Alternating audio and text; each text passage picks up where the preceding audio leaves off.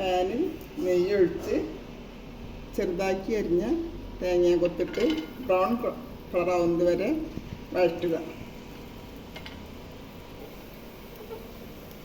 തേങ്ങാക്കൊത്ത് ഒരു പാത്രത്തിലേക്ക് മാറ്റി ആ പാനിലേക്ക് വരട്ടി വെച്ച ചക്ക ചേർക്കാം.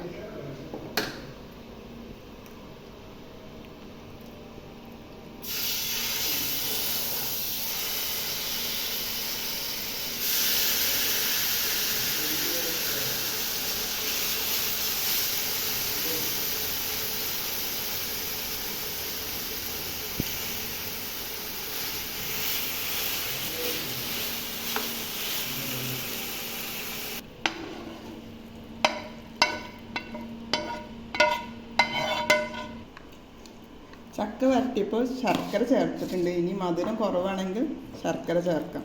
ഇനി ഇതിൽ അരിപ്പൊടി ചേർക്കാം. എന്നിട്ട് നന്നായി മിക്സ് ചെയ്യും.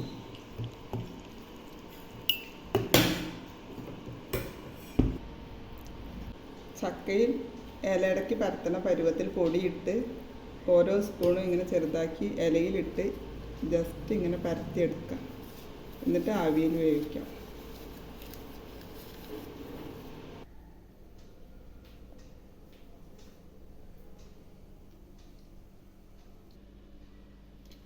മടക്കി വെച്ച അട ഇങ്ങനെ ആവിത്തട്ടിലേക്ക് വയ്ക്കാം.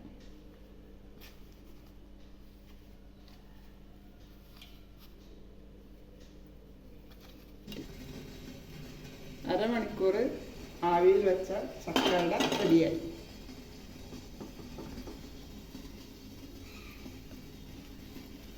ഇത് തണുത്താലാണ് സ്വാദ് ഉണ്ടാവുക.